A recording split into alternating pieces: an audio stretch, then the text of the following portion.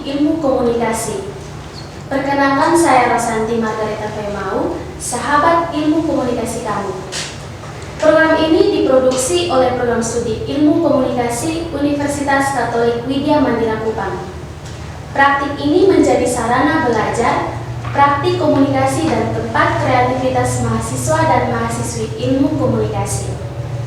Sahabat ilmu komunikasi Universitas Katolik Widya Mandira Kupang memiliki 8 fakultas dan 21 program studi. Dan salah satu program studinya diantaranya ialah Program Studi Ilmu Komunikasi.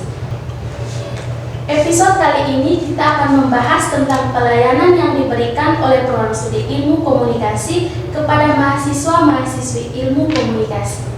Sudah ada bersama saya Ketua Program Studi Ilmu Komunikasi Universitas Katolik Widya Mandira Kupang, Ibu Inosensia E. Indiki 1, S.Sos M. Iko. Halo Ibu, selamat datang di podcast Ilmu Komunikasi. Apa kabar hari ini Ibu? Luar biasa, terima kasih. Terima kasih karena sudah bergabung bersama kami di podcast Ilmu Komunikasi. Baik Ibu, sejak kapan Ibu menjabat sebagai Ketua Program Studi Ilmu Komunikasi? Baik, terima kasih. Saya menjadi Ketua Program Studi Ilmu Komunikasi sejak Oktober 2022. Baik, sejak kapan? Sejak saat itu, Ibu telah menjabat sebagai Ketua Program Studi Ilmu Komunikasi.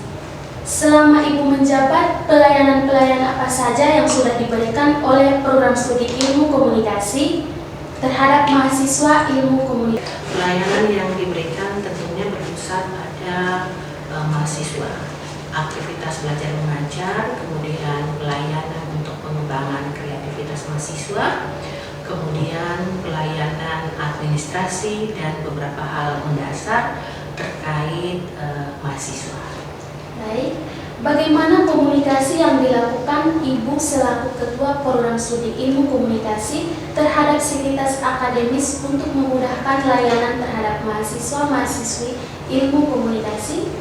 Baik, karena kita sudah hidup di era informasi, tentunya bahwa media komunikasi itu menjadi salah satu alat bantu kita yang kita pergunakan sehingga memastikan bahwa anak-anak, kemudian kita semua yang memiliki kepentingan di lembaga ini bisa memberikan pelayanan secara maksimal. Tentunya pelayanan yang diberikan pelayanan tatap muka secara langsung maupun juga kita bisa memakai media-media informasi untuk aktivitas pelayanan untuk mahasiswa dan juga terkait kepentingan tertentu yang berkaitan dengan aktivitas dosen, kemudian kemahasiswaan dan beberapa aktivitas lainnya.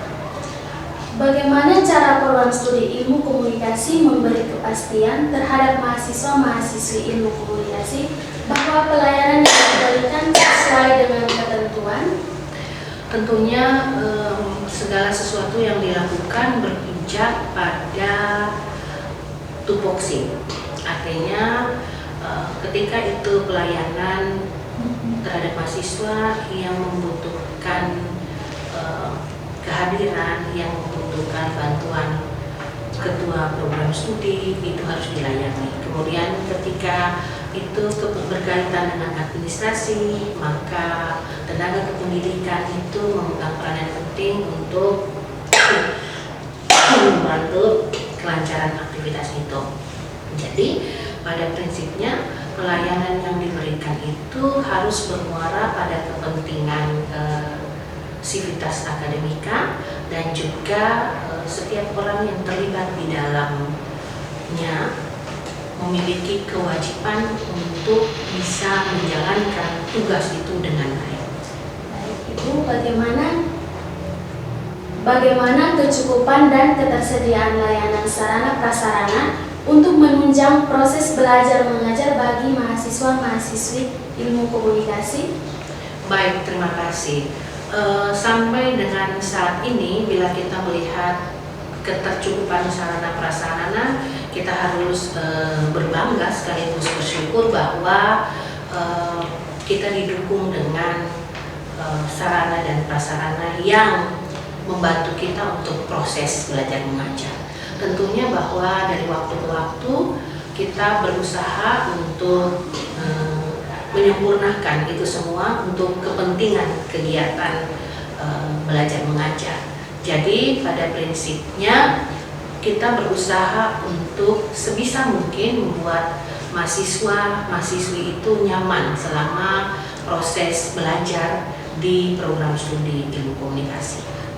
Apakah pelayanan tersebut diterima dengan baik oleh mahasiswa-mahasiswi ilmu komunikasi dan bagaimana cara mengetahui kepuasan mahasiswa-mahasiswi ilmu komunikasi terhadap pelayanan yang diberikan? Cara kita untuk mengevaluasi itu salah satunya adalah setiap akhir perkuliahan itu biasanya setiap dosen itu akan meminta mahasiswa untuk memberikan masukan terkait proses perkuliahan selama 1 semester. Nah, kemudian juga di akhir semester dan awal semester itu Prodi secara khusus itu melakukan evaluasi melalui rapat evaluasi kita atas kegiatan belajar mengajar selama 1 semester. Itu berarti kegiatan proses belajar mengajar itu sendiri, kemudian bagaimana terkait dengan pelayanan yang diberikan, dan juga kendala-kendala apa yang dialami, dan kita berusaha untuk mencari jalan keluar atas kendala-kendala yang dialami, termasuk mengatasi beberapa hal yang menjadi keresahan mahasiswa. Bagaimana tanggapan Ibu selaku Ketua Program Studi Ilmu Komunikasi dalam menangani keluhan mahasiswa terhadap pelayanan yang diberikan? Baik, selama ini dari kurun waktu Oktober 2022 sampai dengan saat ini, biasanya anak-anak akan datang ke program studi, kemudian menyampaikan beberapa hal yang menurut mereka itu menjadi kendala atau hal-hal yang dianggap menghambat. Kemudian Prodi tentunya melakukan cross check terkait keluhan atau kendala yang terjadi itu seperti apa. Bila itu berkaitan dengan pelayanan, maka kita akan telusuri seperti apa keluhan atau hambatan itu. Kemudian bila itu menyangkut beberapa hal keluhan mendasar seperti atau persoalan mendasar terkait salah satu contoh mungkin ya, ada mahasiswa centang KRS tetapi tidak ikut mata kuliah, kemudian datang mengeluh atau dan yang lain-lain, itu kita harus koordinasi lebih baik, lihat kembali, kemudian berkomunikasi dengan dosen mata kuliah dan juga kembali lagi berkomunikasi dengan dosen pembimbing TA-nya, kemudian dengan anak itu sendiri keluhannya seperti apa. Kalau keluhan itu pada pelayanan, maka yang ditangani atau kita berusaha untuk menangani terkait pelayanan. Tetapi bila itu berkaitan dengan hal-hal yang bersifat pribadi atau apapun itu, Prodi merespon, dan juga salah satu cara yang kita tempuh selama ini adalah berkomunikasi dengan mahasiswa itu sendiri, juga dengan dosen PA. Jadi kita akan mengetahui seperti apa kendala yang dihadapi, kemudian berusaha untuk mencari solusi atas kendala yang dihadapi tersebut. Apa saja hambatan yang sering ditemukan dalam proses pelayanan dan bagaimana sikap serta tanggapan Ibu selaku Ketua Program Studi Ilmu Komunikasi dalam menangani hambatan tersebut? Baik, hambatan atau kendala yang selama ini kita hadapi itu salah satunya itu berkaitan dengan pelayanan administrasi karena kendala-kendala yang bersifat teknis. Dan yang berusaha kita tangani itu adalah berkoordinasi dengan tenaga kependidikan untuk mengetahui sejauh mana kendala itu. Kemudian dari situ kita akan menentukan solusi seperti apa yang kita ambil. Kemudian bila itu berkaitan dengan proses belajar mengajar, maka prodi berkomunikasi dengan dosen yang bersangkutan ataupun dengan mahasiswa yang bersangkutan, juga dengan dosen pendamping akademis. Jadi pada prinsipnya tidak ada persoalan yang tidak bisa kita kita hadapi, yang tidak bisa kita selesaikan.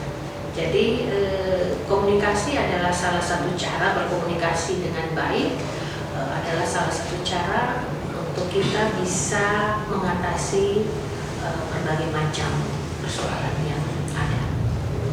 Apa harapan Ibu selaku Ketua Program Studi Ilmu Komunikasi dalam memajukan Universitas Katolik Widya Mandira Kupang, terkhususnya dalam program studi Ilmu Komunikasi untuk kedepannya?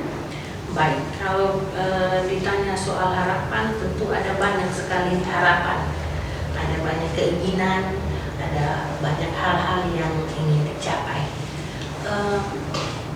Tapi yang terutama dan yang paling utama saat ini adalah anak-anak, dalam hal ini mahasiswa-mahasiswi program ilmu komunikasi itu berkesempatan lebih untuk bisa mempraktekkan teori yang mereka sudah dapat di bangku kuliah dengan tindakan nyatanya mereka, seperti kegiatan semacam ini, bagaimana mengembangkan minat dan kemampuan anak-anak mahasiswi ilmu komunikasi untuk bisa dikembangkan dengan dukungan sarana dan prasarana yang ada. Harapannya adalah mahasiswa-mahasiswi ilmu komunikasi dengan konsentrasi public relations dan konsentrasi jurnalistik itu mampu berkembang sesuai dengan minat mereka, yang tentunya didukung oleh sarana dan prasarana yang memadai. Kira-kira demikian. Baik, sahabat ilmu komunikasi, terima kasih sudah menonton podcast ini. Terima kasih juga kepada Ibu Inosensia EIDK 1 Esos MIKOM yang sudah hadir. Jangan lupa nonton di YouTube kita. Saya Rosanti Margareta Faimau dari Rumah Ilmu Komunikasi pamit undur diri. Sampai jumpa.